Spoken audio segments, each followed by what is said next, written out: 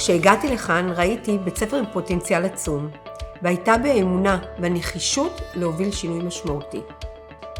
היה לי חשוב להשרות תחושת ביטחון על הצוות, ולהראות להם שאני כאן כדי להישאר.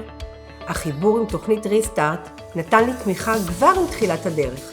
השינוי לא היה מיידי, אבל החזון של מירב היה מדבק. היא התמקדה ביצירת סביבה מזמינה, וזה חלחל לכל פינה בבית הספר. רציתי שכל מי שנכנס ירגיש שהגיע למקום חם, למשפחה. קיבלתי את פני התלמידים בכל בוקר, ויצרתי קשר ישיר עם הנהגת ההורים. נקודת המפנה הגיעה אחרי כ3 חודשים מתחילת השנה. עם תחילת הרישום לבית הספר הופתענו. היה ביקוש עצום, הבנו שהשינוי מדבר אל הקהילה. האמון שהקהילה נתנה בבית הספר יצר התעוררות בצוות החינוכי. הייתה תחושה שמשהו טוב קורה כאן, וכולם התגייסו לתהליך השינוי. תחושת השייכות, החום והמשפחתיות היו הבסיס להצלחה. השלב הבא היה לגייס את הצוות לשינוי. בנינו צוות מוביל, מנהיגות ביניים חזקה, ועבודה בשיתוף פעולה מלא בין בעלי התפקידים. בצוות המוביל זיהינו יחד את העוצמות והחוזקות של הצוות הוותיק והחדש בבית הספר. וכשנתקלנו באתגרים, התמודדנו איתם באופן שנצמדנו תמיד ליעדים ולמצפן של בית הספר. הגעתי השנה לבית הספר, ואחרי שפגשתי את מירב, הבנתי את סוד ההצלחה. האנרגיה שלה מדבקת, והיא מצליחה לרתום את כולם. כיועצת שמובילה את תחום האקלים, נתרמתי מהליווי של צוות ריסטארט, והתחברתי מיד לישיבות החשיבה וצוות הניהול. זיהינו כוח נוסף משמעותי בבית הספר, את תומכות ההוראה.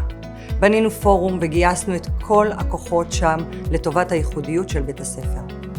השילוב בין הייעוץ הארגוני לפדגוגי אפשר לי לראות את התמונה הגדולה ולהתמודד עם האתגרים בצורה מסודרת.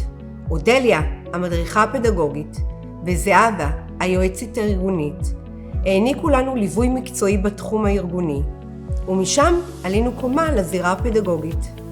זיהינו אצל מירב אהבה לאמנות ואסתטיקה. את אלו גייסנו לנתיבים פדגוגיים.